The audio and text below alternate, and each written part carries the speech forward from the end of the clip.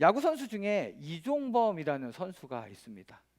선수 시절에 바람의 아들이라는 별명을 가지고 한 시대를 풍미했던 한국 야구사를 대표하는 한 선수입니다. 이 이종범 선수는 아들이 한 명 있는데요. 이 아들도 여러분들 잘 아실 거라고 생각합니다. 이 이종범 선수의 아들은 이정우 선수입니다. 이정우 선수는 이 키움 히어로즈라는 팀에서 선수로 활약하고 있고, 지금은 국가대표로 또 올해 한국 프로야구 베스트 플레이어 점수 중에 1등을 달리고 있는 아주 훌륭한 선수입니다. 그런데 이 이정우 선수가 아버지가 누구냐? 이종범 선수거든요. 근데 어렸을 때부터 야구를 하면서 자라오게 되는데, 그가 아주 어릴 때부터 그는 늘 너무 많은 관심 속에서 자라나게 됩니다. 왜냐하면 아버지가 이종범 선수니까요. 야, 이종범 선수 아들이 야구를 하는데 사람들이 당연히 기대하고 바라보죠. 아버지만큼 할 수 있을까? 아버지보다 더 잘할 수 있을까? 많은 사람들이 관심을 가지고 그가 어떤 학교에 진학하든지, 어떤 대회에 나가든지, 또 어떤 성적을 받게 되든지 그가 늘 그런 관심 속에서 많은 부담을 가지고 성장했다라는 거죠. 결국에는 그가 그런 부담스러운 성장의 과정을 거치고 나서 이제 프로 선수로 입단하게 됩니다. 이종범 선수의 아들이 프로 선수가 되었다는 소식에 많은 언론들이 그를 찾아가서 인터뷰를 하게 됩니다. 그 여러 번의 인터뷰들이 있었는데요. 그 인터뷰들 중에 한 가지가 저에게 아주 기억이 남아서 여러분들과 좀 나누고자 합니다. 기자가 이렇게 질문합니다. 아버지가 이종범 선수이기 때문에 너무 많은 관심과 부담을 가지고 야구를 하게 되었는데 왜 야구를 하게 되었는가? 그가 질문을 받게 됩니다. 질문에 이제 이정우 선수는 이렇게 대답합니다. 그가 어릴 때부터 아버지 이종범 선수의 모습을 보고 자라는데 집에서 아버지가 늘 야구를 연습하고 또 야구에 관련 용품들이 집에 늘 있고, 이 아버지를 만나러 오는 사람들이 아버지를 만나서 무슨 얘기를 하냐면 옛날에 야구했던 얘기하고요, 지금 야구하고 있는 얘기하고요, 앞으로 야구를 어떻게 할지 얘기한다는 거죠. 야구밖에 없어요. 주변에 야구하는 사람들밖에 없어요. 그러니까 그가 당연히 나도 그렇게 살아야 되는 줄 알고 살았다고, 성장했다고 고백하는 것입니다. 이 이정우 선수의 당연히 그렇게 살아야 하는 줄 알았다는 그 고백을 통해서 우리는 아이는 부모의 등을 보고 자란다는 책의 제목처럼 우리들의 삶을 보고 자라게 되는 우리 자녀들이 우리들의 어떤 모습을 보고 어떻게 자랄지 우리들의 삶을 좀 돌아보게 됩니다. 저 또한 부모님의 등을 보고 자랐습니다. 제가 이제 결혼을 해서 아내와 함께 태어날 아이가 태어나게 되면 좀 어떻게 양육할까, 이런 것들에 대해서 행복한 상상을 하면서 이야기를 한 적이 있는데요. 저희 아내에게 맞다, 나는 우리 자녀들에게 내가 새벽 기도를 갔다 와서 좀 축복 기도해주는 아버지가 되어야겠다라는 이야기를 했습니다. 그 이야기를 들은 저희 아내는 아주 반색하면서 너무 좋은 생각이라고 이야기했습니다. 근데 그렇게 좋아하는 아내에게 저는 아주 시큰둥하게 다시 물어보았습니다. 뭐라고 물어봤냐면요, 그게 왜 좋은 생각이냐고 물어봤습니다. 자, 여러분, 저는 왜 그게 좋은 생각이냐고 물어봤을까요? 저는 그리고 저희 아내에게 이렇게 이야기했습니다. 그건 아버지라면 당연히 해야 하는 일이지 라고 이야기했다는 거죠. 저는 왜 그걸 당연하다고 이야기했을까요? 단순합니다. 저희 아버지께서 제가 어렸을 때 새벽 기도를 다녀오셔서 저와 제 동생에게 그렇게 축복 기도를 해주셨기 때문에 저도 자녀가 태어나면 아버지로서 당연히 그렇게 해야 된다고 생각했다는 거죠. 저의 이 당연히 축복 기도를 하는 아버지가 되어야겠다는 이야기와 이정우 선수가 당연히 야구를 해야겠다라고 생각했던 것들을 여러분들이 잘 기억하셨으면 좋겠습니다. 이 두 가지에는 공통적으로 표현되는 표현이 있는데요. 그게 뭐냐면 당연히라는 표현입니다. 여러분, 이 당연히라는 표현은 굉장한 힘이 있습니다. 이 당연하다라는 말을 사용하는 순간 그 뒤에 이걸 할지 말지 고민할 필요가 없습니다. 이게 좋은 일이고 나쁜 일이고를 논할 필요가 없습니다. 왜냐하면 이게 당연한 거기 때문입니다. 이렇게 당연한 것들에 대해서 우리들이 이야기를 하다 보면 이제 우리들을 보고 자라는 우리 자녀들이 좀 이렇게 당연하게 우리들의 모습을 보고 자라서 어떤 모습을 가지면 좋을까 우리들이 생각해 보게 되는데요. 많은 분들이 자녀들이 좀 믿음의 사람으로, 신앙의 사람으로 자랐으면 좋겠다라고 이야기하십니다. 자, 이제 여러분들이 이야기하신 거예요. 여러분들이 저한테 말씀해 주신 거예요. 자녀들이 신앙의 모습으로 또 믿음의 사람으로 자라나기를 원하시면 여러분들 어떻게 해야 하실까요? 간단하죠. 너무 단순하죠. 여러분들이 그렇게 사시면 됩니다. 여러분들이 믿음의 사람으로, 여러분들이 신앙생활을 잘하는 사람으로 살아가시면 그 모습을 보고 자라는 우리 자녀들이 그렇게 자라난다는 거죠. 자, 그렇다면 이제 우리들이 이 일종의 신앙의 모범이 되는 삶, 우리들을 보고 자랄 자녀 세대에게 모범이 되는 삶을 보여주고자 하는데, 이 신앙의 모범이 되는 삶을 우리들이 부모님들만 좀 짊어져야 하는 짐일까요? 여러분, 이것은요, 신앙 공동체 안에 모든 부모 세대가 모든 자녀 세대를 품고 짊어져야 하는 우리 공동체가 가지고 있는 거룩한 부담입니다. 자녀 세대가 자라서 부모 세대가 되었을 때 우리 자녀들이 교회 안에서 헌신하고 여러 가지 사역들을 담당하게 됩니다. 앞서 우리 장로님께서 대표 기도를 해주셨는데요. 우리 자녀들이 자라고 성장해서 장성한 그리스도인이 되었을 때 대표 기도 하게 되겠죠. 그럼 그 아이들이 그 대표 기도를 어떻게 준비하냐면요, 어렸을 때부터 교회 안에서 봐온 권사님들, 장로님들이 대표 기도 하셨던 모습을 떠올리면서 그것들을 준비하게 됩니다. 우리 아이들도 자라나서 교회 안에서 헌신하고 봉사하면서 교회 학교 교사로 헌신하게 되겠죠. 그 아이들이 교회 학교 교사로 섬기게 될 때 이 아이들이 어떻게 그 아이들을 대할까요? 자신이 자라면서 마주했던 선생님들의 모습들 중에 좋은 기억들, 좋았던 것들만 모아서 그 아이들을 대해 주려고 노력합니다.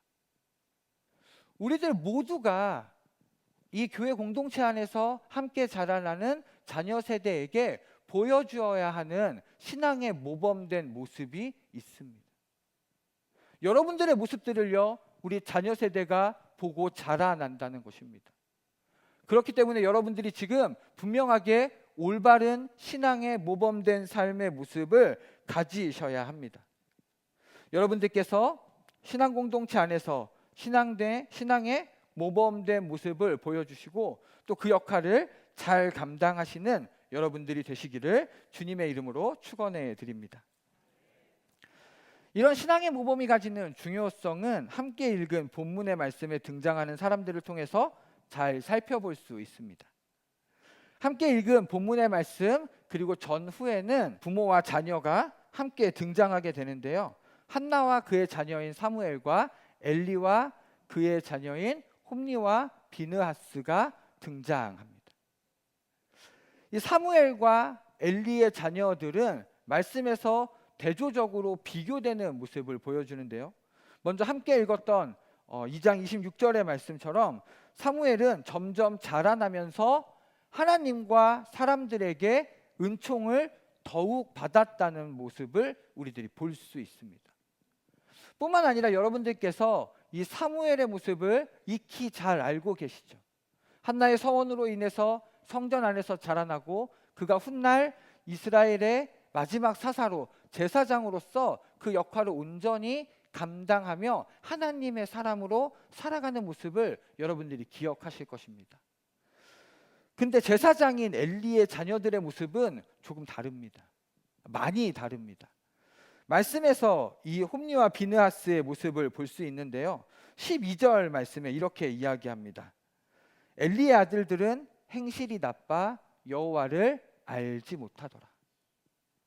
자, 여러분, 엘리의 아들들에 대해서 어떻게 이야기하냐면요, 나쁘다고 이야기합니다.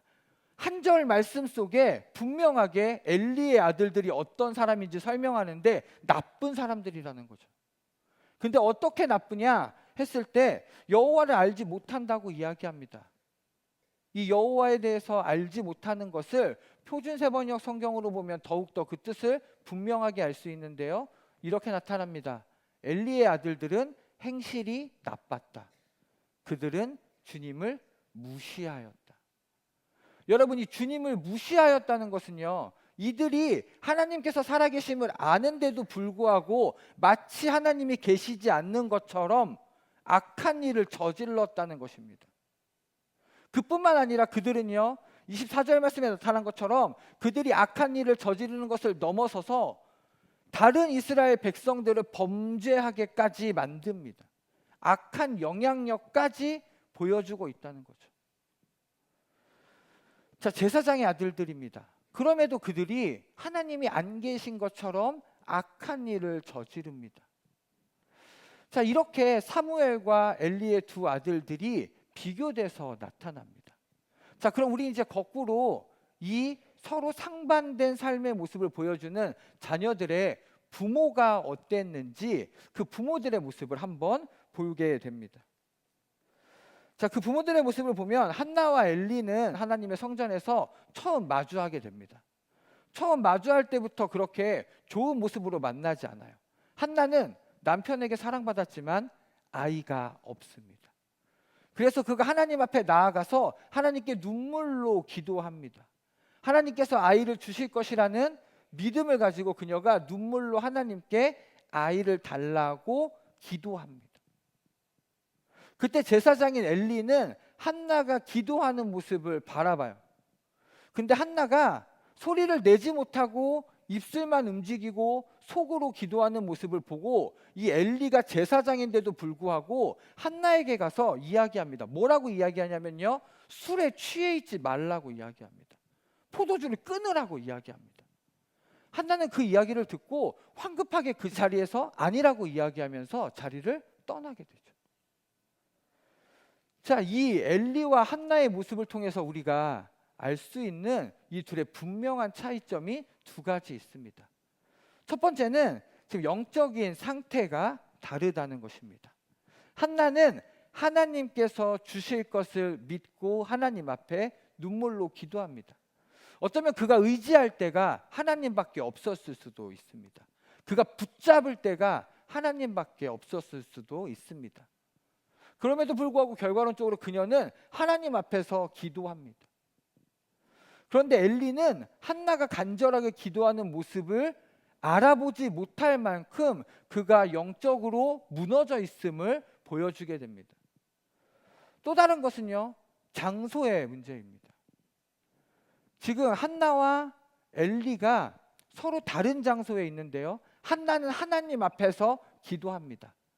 엘리는 응당 제사장이기 때문에 하나님 앞에 있어야 하는 사람임에도 불구하고 그가 하나님 앞에 있지 않고 성전 곁에 의자에 앉아 있습니다. 지금 여기서 중요한 건요, 여러분, 엘리가 제사장인 게 중요한 게 아닙니다. 엘리가 제사장이라는 직분을 가지고 제사장의 옷을 입고 거기 앉아 있는 게 중요한 게 아닙니다. 한나가 하나님께 기도하면서 하나님 저한테 아들을 주시면 제가 믿음으로 이 아들을 하나님께 바치겠습니다, 서원하는 것도 중요한 게 아닙니다. 여기서 중요한 건 뭐냐면요, 여러분, 누가 하나님 앞에 서 있는가 하는 것이 중요한 것입니다. 여러분, 지금 누가 하나님 앞에 서 있습니까? 제사장인 엘리인가요? 아닙니다. 한나가 하나님 앞에 서 있습니다. 제가 여러분들에게도 질문을 드리고 싶습니다. 여러분들은 우리 성광교회 신앙공동체 안에 자녀 세대들에게 신앙의 모범이 되셔야 하는 분들입니다. 자, 그럼 이제 여러분은 하나님 앞에 서 계신가요?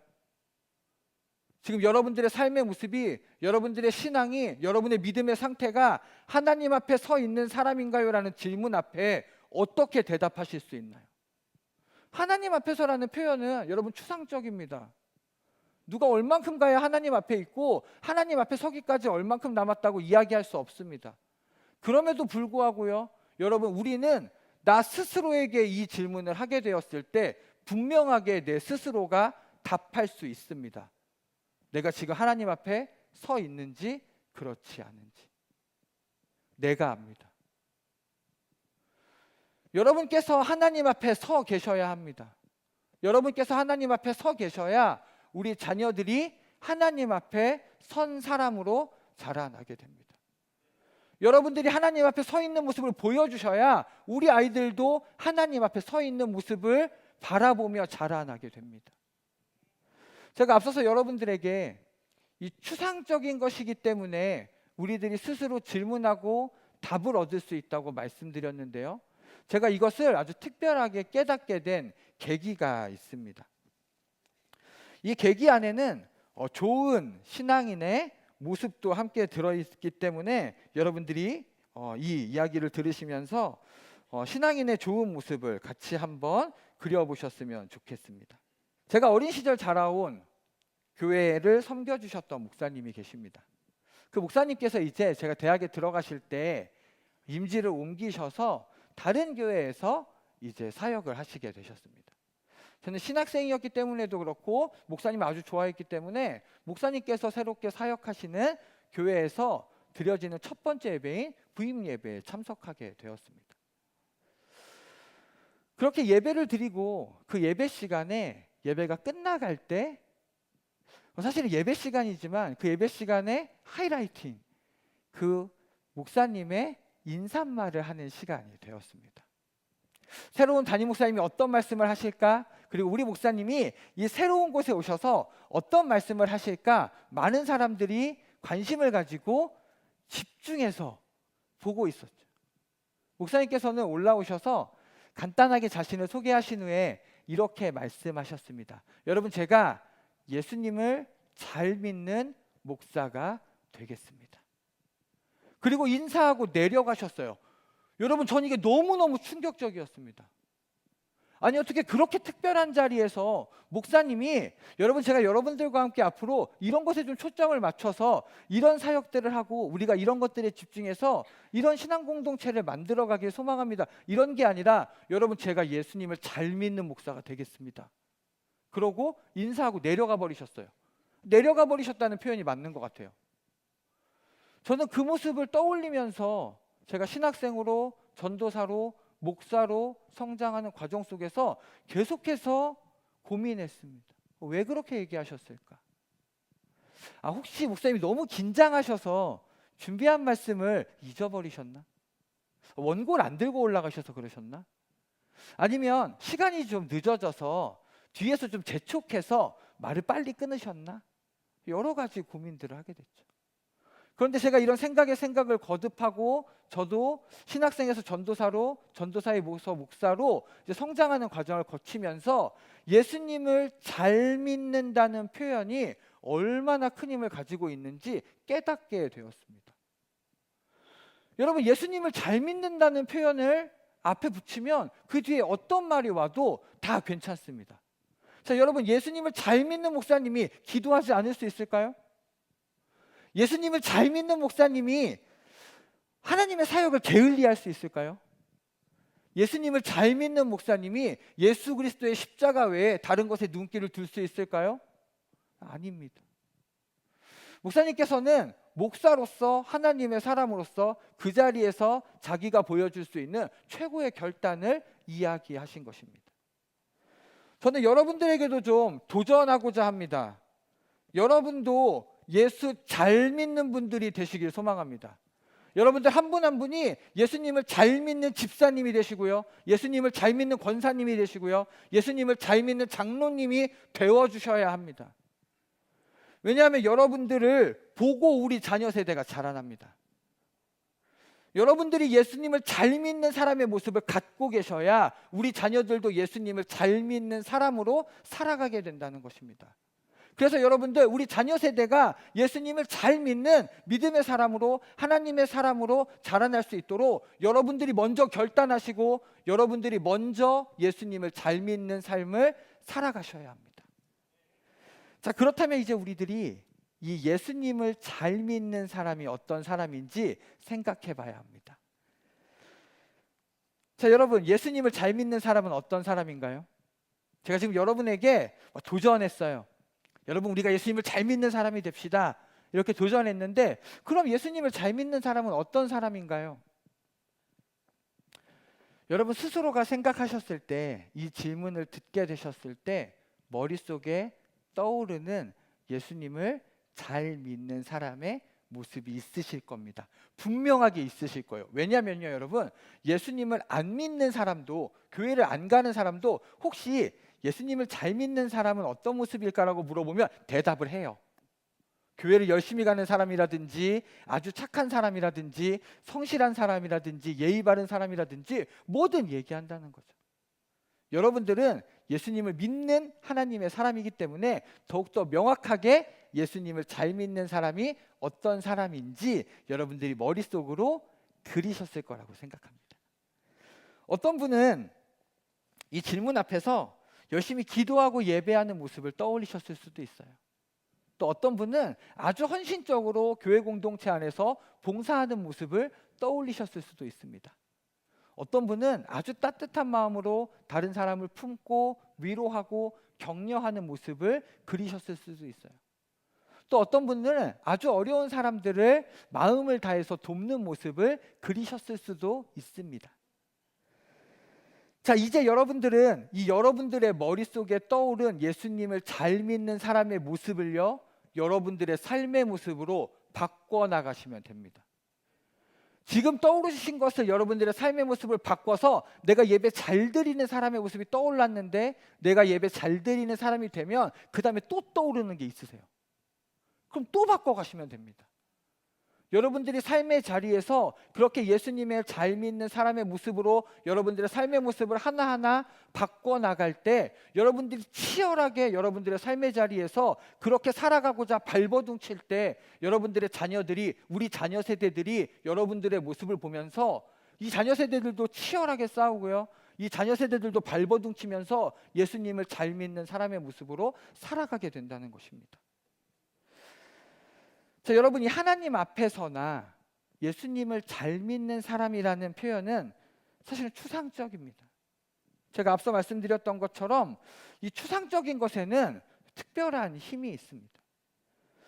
그 추상적인 것의 힘은 신앙적인 관점으로 보면 지금 바로 답이 보이는 것은 아니지만 스스로 생각하고 하나님께 묻고 답을 찾아가며 성장하는 것입니다. 자, 제가 여러분들에게 이런 말씀을 드리면 이런 말씀을 하시는 분들이 계세요.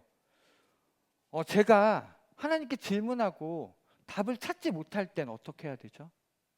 아니면 제가 오랫동안 그 질문에 답을 찾지 못하고 방황하면 어떻게 하죠?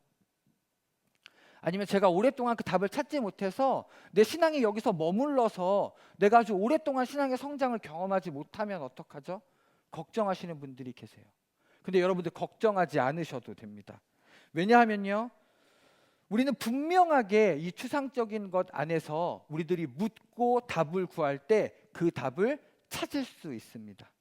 왜냐하면 성령님께서 우리 안에 함께 하시면서 우리가 그 답을 찾을 수 있도록 돕고 계시기 때문입니다.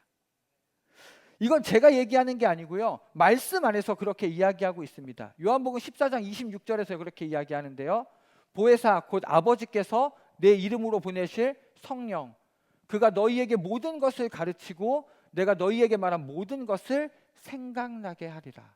아멘. 우리들이 답을 구하고자 할 때, 우리들이 답을 찾고자 할 때 성령님께서 가르쳐 주십니다. 인도하십니다. 그렇기 때문에 우리들이 분명하게 성령님의 인도하심 안에서 우리들이 묻고 답하며 신앙의 성장을 경험할 수 있게 됩니다. 이 성령님의 일하심과 도우심의 원리 안에서 우리가 기억해야 하는 것이 한 가지가 더 있습니다.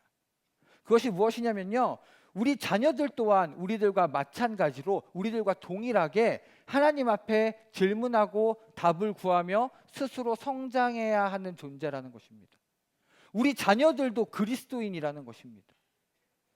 자, 그런데 여러분, 우리 자녀들이 살아가는 환경은 어떤가요? 특별히 우리 교회 안에서 자라나는 이 아이들이 어떻게 살아가나요? 우리 아이들은요, 대부분 부모님들께서 이 아이들을 너무 사랑하셔서 이 자녀의 인생의 계획을 아주 꼼꼼하게 준비하십니다. 보통 대화를 나눠보면 이 아이들의 삶이 어디서부터 계획되어지냐면요, 영어 유치원부터 시작합니다. 그 다음에 어느 학원을 다니고요, 어느 학교를 가고요, 어느 대학을 갑니다. 그리고 어느 직장에 취직해서 어떤 직업을 가지고 살아가게 됩니다. 이걸 아이들이 정한 게 아니고 부모님들이 아이의 인생을 아주 꼼꼼하게 설계해 놓으셨다는 거죠. 근데 얼마나 꼼꼼하게 설계를 해 놓으시냐면요, 그 틈 안에 하나님도 비집고 들어갈 틈이 없습니다, 여러분. 야, 하나님이 혹시라도 그 안에 비집고 들어가서 야, 너 이거 해라, 야, 너 이런 사람이 되라고 얘기하면 애들 안 된다 그럽니다. 왜냐하면 엄마가 이런 사람이 되라고 얘기해서 안 된다 그래요. 여러분들, 우리 자녀들의 인생 가운데 우리 자녀들도 하나님의 사람이기 때문에, 이 아이들도 그리스도인이기 때문에 이 아이들도 하나님과 관계를 갖고 하나님과 관계 안에서 하나님과 대화하며 그 삶을 그려나가야 합니다. 그래야 그 아이들이 하나님의 사람으로 살아가게 됩니다. 그래서 여러분들이 하나님의 사람으로 자랐으면 좋겠다고 말씀하시지만 우리 아이들이 하나님과 함께 인생을 그려나갈 틈이 없습니다. 여러분, 믿음으로 하나님께 맡겨드리고 조금만 이 아이들의 틈을 만들어 주셨으면 좋겠습니다. 우리 자녀들도 분명하게 성령의 도우심 가운데 스스로 질문하고 하나님께 묻고 답을 구하며 성장해야 하는 그리스도인이라는 것을 여러분들 분명하게 기억하시기 바랍니다. 자, 그렇기 때문에 우리는 이제 하나님께 우리의 자녀들을 믿음으로 맡길 수 있어야 합니다. 자, 여러분, 이건요, 우리들이 결심하거나 다짐으로 되는 게 아닙니다. 이건요, 여러분, 믿음으로 하는 것입니다. 내 힘으로 나의 자녀를 하나님께 맡긴다고요? 어려운 일입니다. 우리가 믿음으로 하나님께 맡겨야 합니다. 한나는 이 사무엘상 1장 28절에서 이렇게 기도합니다. 그러므로 나도 그를 여호와께 드리되 그의 평생을 여호와께 드리나이다 하고 그가 거기서 여호와께 경배하니라. 아멘. 이 모습은요, 한나가 하나님께 기도할 때 하나님께서 저에게 자녀를 주시면 제가 하나님께서 주셨다는 걸 알고 저도 하나님께 드리겠습니다. 그래서 제가 하나님께 온전히 드려서 이 아이가 하나님의 사람으로 살아갈 수 있도록 하겠습니다. 이렇게 한나가 기도하는데, 한나는 실제로 하나님께서 그에게 사무엘이라는 아들을 주셨을 때 그가 그저 믿음으로 하나님께 드리는 것뿐만 아니라 실제로 사무엘을 통째로 성전에다 맡깁니다. 그래서 이 사무엘이 자라면서 엄마인 한나를 1년에 한 번 만나게 돼요. 언제 만나냐면요, 그 만나는 모습이 2장 19절에 나타나는데요, 2장 19절 말씀에 이렇게 나타납니다. 그의 어머니가 매년 드리는 제사를 드리러 그의 남편과 함께 올라갈 때마다 작은 겉옷을 지어다가 그에게 주었더니. 아멘. 자, 한나가요 1년에 한 번 자녀를 만나러 가는데, 그게 여러분들 이 2장 19절 말씀을 가만히 보시면 한나가 1년에 한 번 자녀를 만나러 가는데, 자녀를 만나러 성전에 갔다가 예배하고 오는 게 아니고요, 예배하러 가는 김에 하나님께 예배를 드리고 나서 자녀를 만나고 돌아오는 것입니다. 자녀를 만나러 성전에 간 게 아니라 예배를 드리러 성전에 간 그 어머니 한나의 모습을 볼 때 아들인 사무엘이 어머니의 어떤 모습을 봤겠나요? 예배하는 모습을 봤겠죠. 기도하는 모습을 봤겠죠. 1년에 한 번 엄마를 보는데 그 엄마가 와서 보여주는 모습이 예배하는 모습입니다. 기도하는 모습입니다.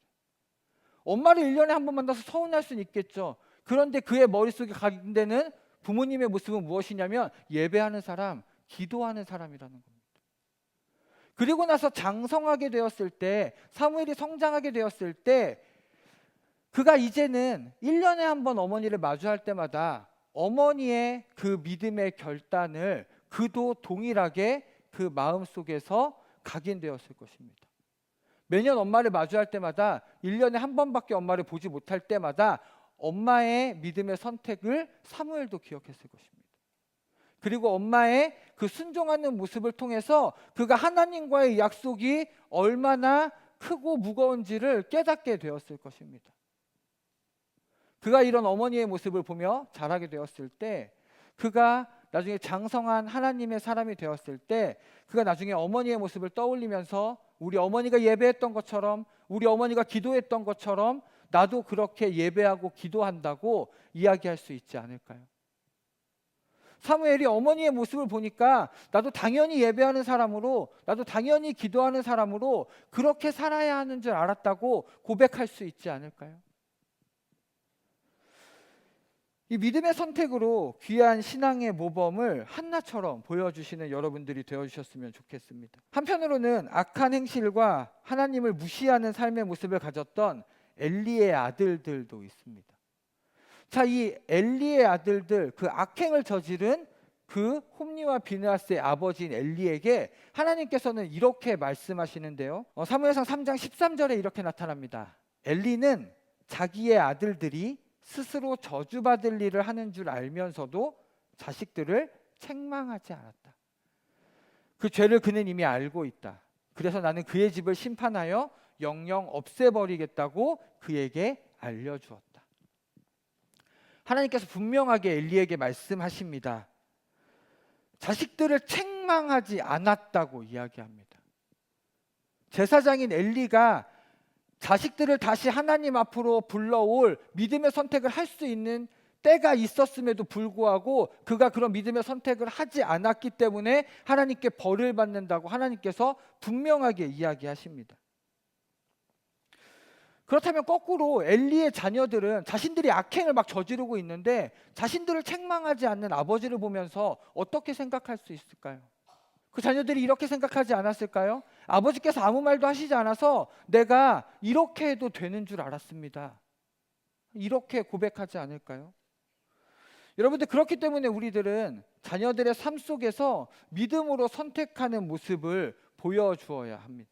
여러분, 삶의 자리에서 믿음으로 선택한다는 것은요, 우리가 삶의 자리에서 마주하는 선택의 순간에서 믿음의 사람답게 선택하는 것입니다.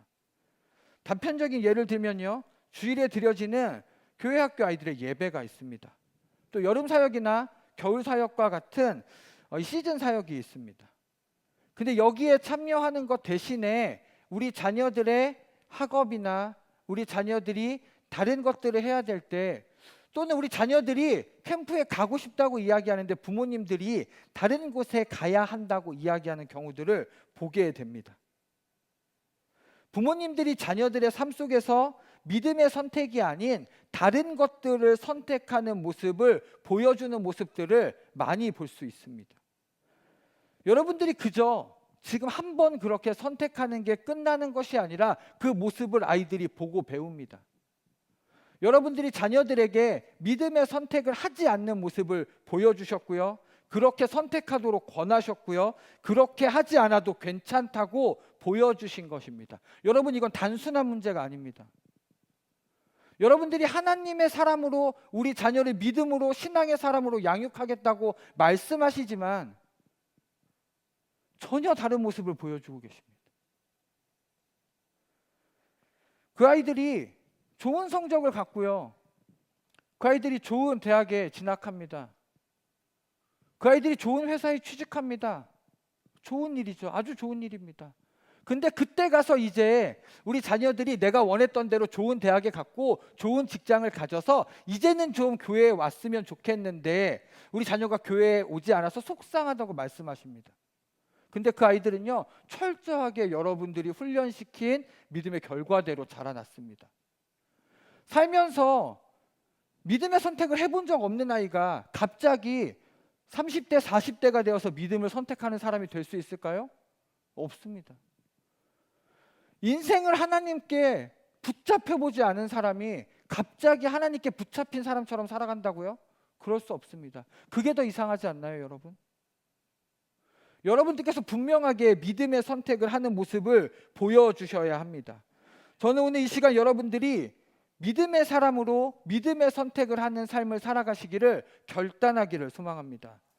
비단 예배하는 시간 또는 이 여름의 사역, 겨울의 사역만 두고 이야기하는 것이 아닙니다. 여러분들이 살아가는 삶의 자리, 가정 안에서 여러분들이 그 아이들과 함께하는 시간 가운데 여러분들이 좀 손해를 보더라도, 여러분들이 좀 불편하더라도, 여러분들이 하고 싶지 않은 일이더라도 여러분들이 하나님 앞에 서 있는 사람답게, 예수님을 잘 믿는 사람답게 믿음으로 선택하는 삶의 모습을 보여주어야 합니다.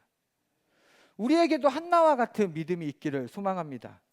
하나님께 맡겨주셨을 때 하나님께서 책임져 주실 것이라는 믿음이 있기를 소망합니다.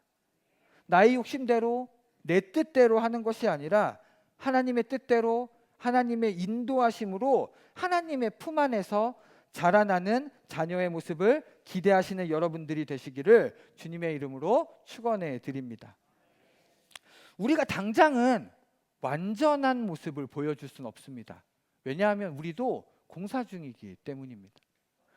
하지만 하나님 앞에서 합당한 삶의 모습을 살아가고자 하는 모습, 또 예수님을 잘 믿는 사람의 모습으로 여러분들이 살아가고자 하는 모습을 보여주신다면 여러분들의 자녀들이, 또 우리 성광교회 신앙공동체 안에 자라나는 자녀 세대들이 신앙의 모범이 되시는 여러분들의 모습을 보고 자라나면서 당연히 그렇게 살아야 하는 줄 알았다는 이 믿음의 고백을 입술로 고백하며 우리의 자녀 세대들도 예수 잘 믿는 사람으로, 또 하나님 앞에서 살아가는 사람으로 자라나기를 이 시간 주님의 이름으로 축원해 드립니다.